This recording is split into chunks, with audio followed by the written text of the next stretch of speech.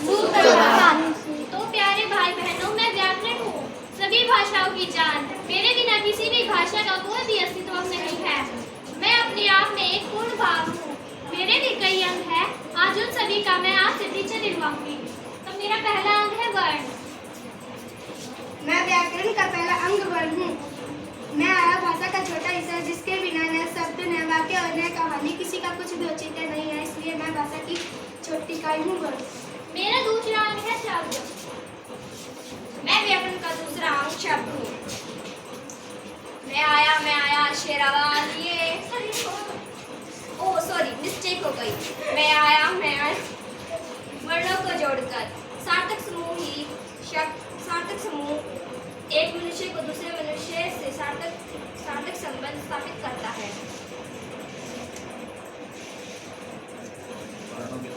वर्णों को सार्थक समूह को शब्द कहते हैं। मेरा तीसरा अंग संज्ञा है। मैं व्याकरण का तीसरा अंग संज्ञा हूँ। आप सभी मुझे संज्ञा ना कहकर संज्ञा कहते हैं, जो कि मुझे अच्छा नहीं लगता। किसी व्यक्ति, वस्तु, स्थान व गुणों आदि के नाम को संज्ञा कहते हैं।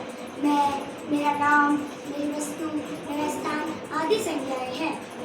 मेरा चौथा अंग है सर्वनाम। मैं व्याकरण का चौथा अंग हूँ। मैं सर्वनाम हूँ।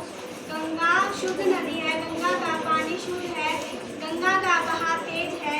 यहाँ पर बार बार गंगा शब्द आने से कुछ अटपटा सा लगता है।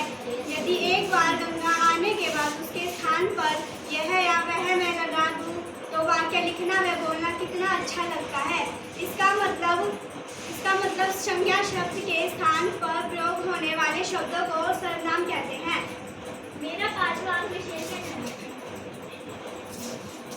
मैं व्याकरण का पांचवा अंग विशेषण हूँ। मैं छोटी हूँ, मैं पतली हूँ। क्या सभी में कुछ गुण व अवगुण होते हैं? इससे पता चलता है कि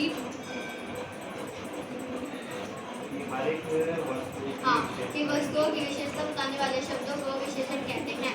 यह मेरी विशेषता है। मेरा छठा अंग क्रिया है। मैं व्याकरण का छठा अंग हूँ। मैं पढ़ती हूँ, मैं खाती हूँ, मैं गाती हूँ, मैं अब सुनाती हूँ। मैं सोती ही रहती हूँ कि किसी काम को करने या होने को बताए मैं क्रिया हूँ, जो कि मैं करती भी हूँ और करवाती हूँ। मेरा सातवां अंग क्रिया विशेषण है।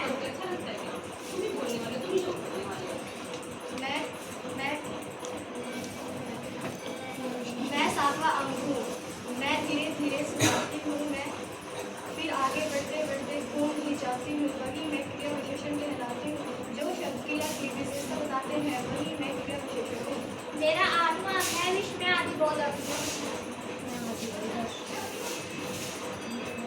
मैं व्याकरण का आठवां अंग विस्मयादि बोधक हूँ। क्या समा है। बात में आप सबके सामने आकर शब्दों का बखान कर रही हूँ। वे सब जो किसी की खुशी, दुख, विस्मय आदि के बारे में बताए, वो मैं विस्मयादि बोधक शब्द हूँ। मेरा नौवां अंग संधि है। मैं व्याकरण का नौवां अंग संधि हूँ। मैं टूटे हुए वर्णों का सहारा लेकर उन्हें समझौता करवाती हूँ और उनके विचारों को बदल देती हूँ। दो वर्णों के परस्पर मेल से होने वाले को संधि कहते हैं। देखा मेरे भाई बहनों, मेरे कितने अंग सामने आए और कितने अंग छुपे हुए हैं। वास्तव में व्याकरण के 3 अंग और होते हैं: शब्द विचार, वर्ण विचार और वाक्य विचार। धन्यवाद। आज के लिए इतना ही।